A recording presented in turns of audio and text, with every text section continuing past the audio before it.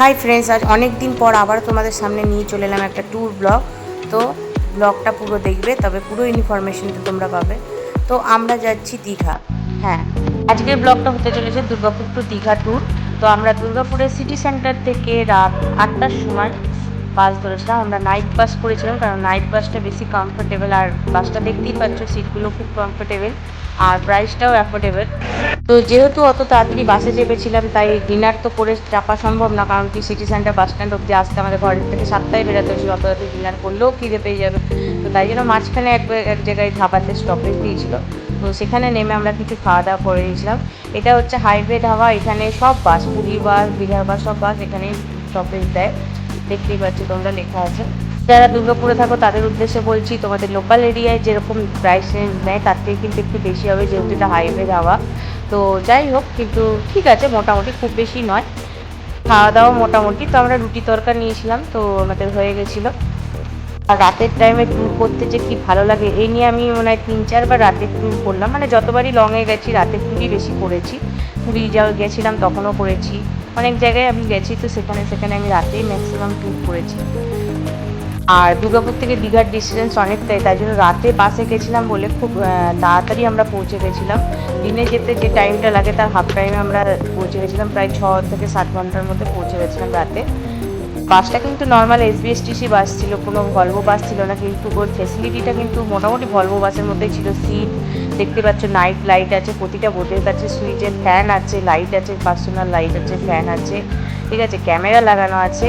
আর price রেঞ্জটা হচ্ছে per head 250 টাকা, 250 টাকার মতোই পড়েছিল। তো যাই হোক, এই করতে করতে আমরা রাতে তো ঘুম হয়নি বাসে।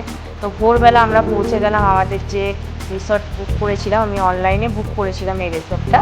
তো 2টো রুম বুক করেছিলাম, যেহেতু আমরা 2টো ফ্যামিলি যাচ্ছিলাম, তো যেটা 2টো রুম বুক করেছিলাম অনলাইনে। তো হাফ পে করেছিলাম, হাফ না, কিছুটা পে করেছিলাম, বাকিটা ওরা বলেছিল ওখানে গিয়ে পে করে, মানে যেদিন চেক আউট করছি তখন পে করে দিলেই হবে। তো আমরা চেকিং করে গেলাম, তখন ভোর 5:30 বাজে হোটেলে। তারপরে লাগেজ টাগেজ রেখে দিয়ে আমরা বেরিয়ে গেলাম, যেহেতু এত সকাল সকাল ঢুকে গেছি হোটেলে। তো তার জন্য ঘুম তো আসবে না, ফ্রেশ হতে হবে, সারা রাত বাস জার্নি করে। তো বললাম যে যেহেতু ফার্স্ট ডে, তো সানরাইজটা দেখেই আসি, কারণ কি নেক্সট ডেতে আবার টায়ার্ড হয়ে থাকবো, ভোরবেলা উঠতে পারবো কি পারবে না। তো এইটা হচ্ছে জাহাজবাড়ি এখানকার। তো জাহাজবাড়ির সামনেই ছিল আমাদের রিসর্টটা। তো জাহাজবাড়ি থেকে জাস্ট হেঁটে, জাহাজবাড়ি না, একদম দীঘা সমুদ্র থেকে হেঁটে জাস্ট 10 মিনিটের রাস্তা ছিল। আর জাহাজবাড়ি জাস্ট 5 মিনিটের ডিস্টেন্সে ছিল, 5 মিনিটও না, তার থেকেও কম। তো এই করতে করতে আমরা দেখতেই পাচ্ছ সূর্যোদয়ের হচ্ছে, আর আমরা সেই সময় এসে পৌঁছেছি 6টা সামথিং কিছু হবে, 6:15 সেই সময় সূর্যোদয় হচ্ছিলো, মানে কিছুটা হয়েও গেছিলো। তারপর আমরা পৌঁছালাম, যেহেতু গিয়ে একটু রিসর্টে গিয়ে ফ্রেশ হয়ে তারপরে আমরা আবার বেরিয়েছি। ড্রেস কিছু চেঞ্জ করিনি, কারণ কি আমরা জানি আবার ব্রেকফাস্ট করে নিয়ে আমরা যাব স্নান করতে সমুদ্রে। আর এটা হচ্ছে সিঁড়ি, এটা দিয়ে আমরা উঠবো। আমাদের ছিল 3rd ফ্লোরে রুম। তো যাই হোক, তো যখন আমরা রিসর্টে এলাম তখন বাজে 8টা। তো ব্রেকফাস্টের টাইম হয়েছিল না, 8টার আগেই ঢুকেছিলাম। তো আমরা কী করলাম, চা খেয়ে চলে গেলাম ড্রেস চেঞ্জ করতে, যেটা পরে আমরা সমুদ্রে নামবো স্নান করতে। তো সেটা পরে চেঞ্জ করে চলে এলাম, যে একবারে এবার ব্রেকফাস্ট সেরে ডাইরেক্ট সমুদ্রে চলে যাবো স্নান করতে। আর সমুদ্রে যাওয়ার সময় তো মোবাইল নিয়ে যাওয়া যাবে না, কেন মোবাইলকে দেখবে, তো মোবাইলগুলো ওই জন্য আমরা রুমেই রেখে গেছিলাম। তো এই রিসর্টটা যেহেতু 5 ফ্লোরের ছিল, তো এখানে লিফটও ছিল।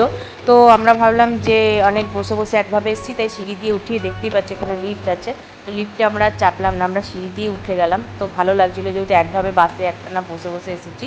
আর আমাদের সামনাসামনি 2টো রুম দেওয়া হয়েছিল, আমরা ওইভাবেই বুক করেছিলাম যে সামনাসামনি যেহেতু থাকে আর ব্যালকনি সাইড থাকে রুমগুলো, তো সেইভাবে বলে নিয়েছিলাম, আমি রুম দেখে অনলাইনে বুক করেছিলাম। খাওয়া দাওয়া মোটামুটি ওর মধ্যেই প্যাকেজ ছিল, তো ওর মধ্যে ইনক্লুড ছিল, আর খাওয়া দাওয়াটা ভালোই ছিল। তাই স্নান টান করে এসে দুপুরবেলা আমরা লাঞ্চ সেরে নিলাম।